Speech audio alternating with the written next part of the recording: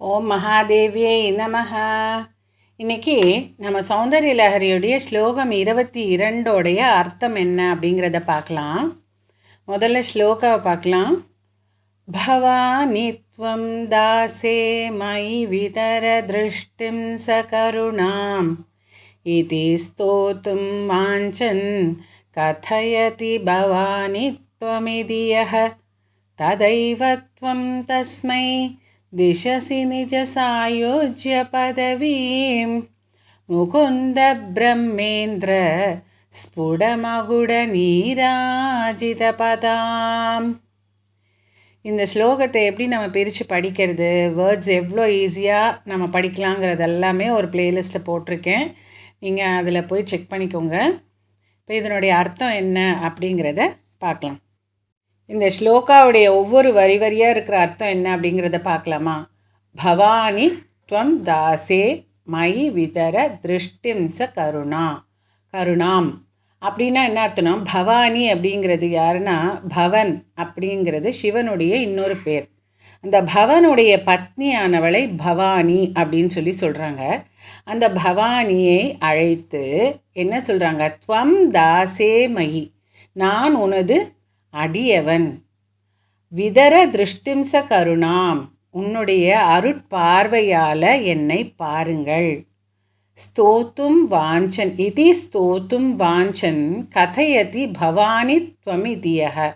அதாவது இந்த வார்த்தையை நான் சொல்லும்போது, இந்த வார்த்தையை சொல்லி நான் பிரார்த்திக்கும்போது, பவானி ஹே பவானின்னு நான் பிரார்த்திக்கும்போது என்னுடைய விருப்பங்கள், வாஞ்சன்னா விருப்பங்கள், வாஞ்சன்னா அந்த வார்த்தைகளை நான் சொல்கிறதுக்குள்ள, கதையதினா சொல்கிறது, அந்த விருப்பங்களை நான் சொல்வதற்குள்ள, அந்த பவானி அப்படிங்கிற வார்த்தையை நான் சொல்கிறதுக்குள்ள, துவமிதியக உடனடியாக, ததைவ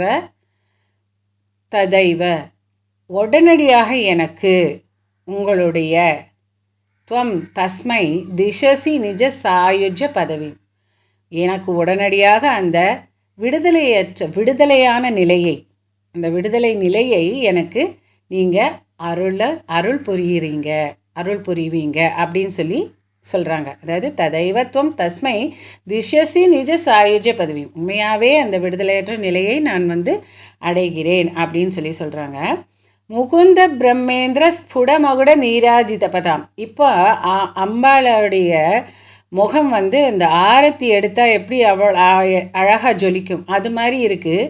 அது எப்படின்னா, முகுந்தனும் பிரம்மனும் இந்திரனும் அவங்களுடைய கிரீடங்களில் என்ன இருக்கும், நவரத்னங்களும் இருக்கும் இல்லையா, அந்த ஜொலிப்பானது, அந்த கிரீடங்களில் இருக்கிற அந்த ஜொலிப்பு அந்த பாதங்களில் பட்டு அது உனக்கு ஆரத்தி எடுத்து வழிபடுறது மாதிரி அவ்வளோ அழகாக இருக்குது. அப்போ எந்த அளவுக்கு அந்த வர்ணனை பாருங்கள். அந்த கிரீடத்தில் இந்த 3 பேருடைய, முகுந்தனும் பிரம்மனும் இந்திரனும், இவங்களுடைய அந்த தெய்வங்களுடைய கிரீடங்களில் இருக்கக்கூடிய நவரத்னங்களான அந்த ஒளி அவங்களுடைய பாதங்களில் படர்ந்து எப்படி இருக்குது, அவங்களுக்கு ஆர்த்தி செலுத்துகிற அளவுக்கு அழகாக இருக்குது அப்படின்னு சொல்கிறாங்க. இது ரொம்ப ஈஸி இல்லையா? இதை இன்னொரு தடவை அந்த அர்த்தத்தை இன்னும் கிறிஸ்பாக சொல்லிடுறேன்.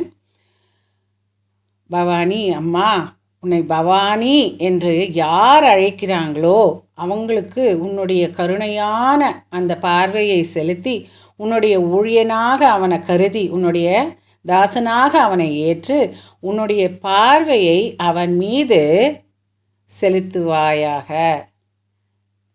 அப்படி நீ செலுத்தும் பொழுது அவன் பவானி அப்படின்னு உன்னைய அந்த வார்த்தையை வச்சு அழைக்கிறதுக்கு முன்னாடி, அதை முடிக்கிறதுக்குள்ளாரையே அவனை உடனடியாக அவனுக்கு தேவையானது அருளி அவனுக்கு அந்த விடுதலை நிலையை நீ வழங்குவாயாக. அந்த விடுதலை நிலையை நீ வழங்குவாய். விஷ்ணு, பிரம்மன், இந்திரன் இவங்களுடைய கிரீடங்களில் இருக்கக்கூடிய நவரத்னங்களின் ஜொலிப்பானது உன் பாதங்களில் படும் பொழுது அந்த ஒளி உனக்கு ஆரத்தி எடுப்பதை போன்று நீ பிரம்மாண்டமாக காட்சியளிக்கிறாய் அப்படிங்கிறது தான் இந்த சௌந்தரிய லஹரி ஸ்லோகம் 22 அர்த்தம். இப்போ உங்களுக்கு புரிஞ்சிருக்குன்னு நினைக்கிறேன். இன்னும் ஒரு தடவை கூட இந்த ஸ்லோகாவை பார்க்கலாம். அப்போ உங்களுக்கு இன்னும் இந்த அர்த்தம் உங்களுக்கு புரியும். பவானி त्वं दासे मयि विदरदृष्टिं सकरुणाम् इति स्तोतुं वाञ्छन् कथयति भवानि त्वमिति यः तदैव त्वं तस्मै दिशसि निजसायुज्यपदवीं मुकुन्दब्रह्मेन्द्र स्फुटमகுடநீராஜிதபதாம். அடுத்ததில் நம்ம ஸ்லோகம் 23 அர்த்தத்தை பார்க்கலாம். ஓம் மகாதேவியை நமஹ.